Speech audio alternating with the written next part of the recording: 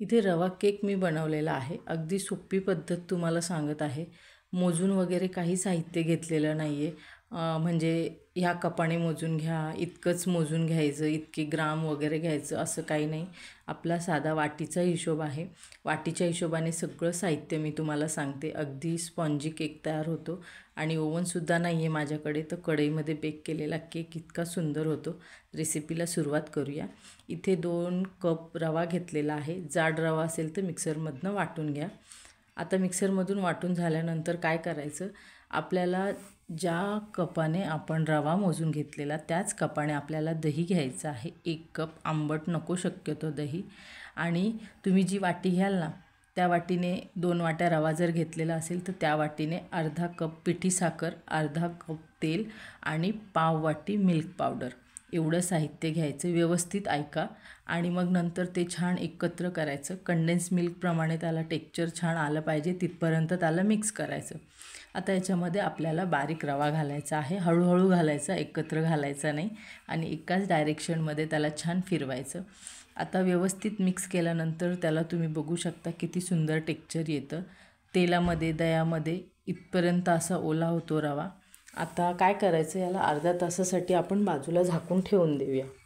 आता बघा अर्धा तास आपला झालेला आहे। तुम्हाला उघडून दाखवते, रवा छान फुललेला आहे।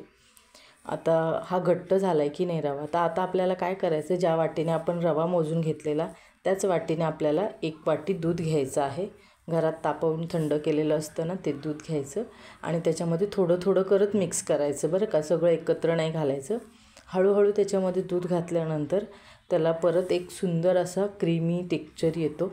आणि इथे तुम्ही बघू शकता, मला जे आहे पूर्ण 1 कप दूध मी याच्यामध्ये घातलेलं आहे। हळूहळू करत सगळं मिक्स केल्यानंतर आता आपल्याला त्याच्यामध्ये बेकिंग पावडर आणि बेकिंग सोडा घालायचा आहे। तर आता ते सांगते मी। आता आपला पोहे वगैरे खाण्याचा चमचा असतो की नाही, साधा घरातला नॉर्मल, तो 1 चमचा आपल्याला त्याच्यामध्ये बेकिंग पावडर घालायची आहे। मोजून घ्यायचा, ते म्हणजे बेकिंग पावडर आणि बेकिंग सोडा तर चमच्याच्या मापाने तुम्ही घेऊ शकता। 1 चमचा बेकिंग पावडर आणि अर्धा चमचा बेकिंग सोडा। त्याच्यानंतर काय करायचं, लगेच मिक्स करायचं नाही, त्याच्यावर थेंबभर दूध घालायचं आणि नंतर ते एकाच डायरेक्शनमध्ये मिक्स करायचं, म्हणजे बेकिंग सोडा आणि बेकिंग पावडर व्यवस्थित त्या बॅटरमध्ये मिक्स होते। आता काय करायचं, त्याच्यामध्ये व्हॅनिला इसेन्स घालायचं। तुमच्याकडे व्हॅनिला इसेन्स नसेल तर तुम्ही वेलची पावडर घातली तरीही चालते आणि तुमच्याकडे असेल जे ड्रायफ्रूट अवेलेबल असतील ते घाला, टुटी फ्रुटी घाला, नसेल तरी चालतं। आता माझ्याकडे काजू टुटी फ्रुटी नव्हती तर मी बदामाचे काप घातले। पण ही सर्व तयारी करायच्या अगोदर एक तुम्हाला सांगायचं विसरले बरं का, आपल्याला ना ओव्हन प्रीहीट करून घ्यायचं आहे। म्हणजे काय करायचं, साधा आपली कढई घ्यायची, त्याच्यावर एक स्टँड ठेवायचा आणि झाकण ठेवून फास्ट गॅसवर कढई तापून घ्यायची आणि पुन्हा गॅस कमी करायचा। आणि मग केक टिनला काय करायचं, साजूक तुपाने ग्रीस करायचं, त्यावर मैदा भुरभुरायचा, एक्स्ट्राचा जो मैदा आहे तो काढून टाकायचा आणि नंतर त्याच्यामध्ये अर्धं केकचं टीन भरेल इतपतच त्यामध्ये बॅटर घालायचं। 2-3 वेळेस छान ते केक टीन टॅप करायचा असा आणि नंतर तो त्या कढईच्या स्टँडवर तो केक टीन ठेवून द्यायचा आणि झाकण ठेवून द्यायचं आणि अजिबात मध्ये झाकण काढून पाहायचं नाही। अजिबात वाफ जायला नको याची फक्त तुम्ही काळजी घ्यायची।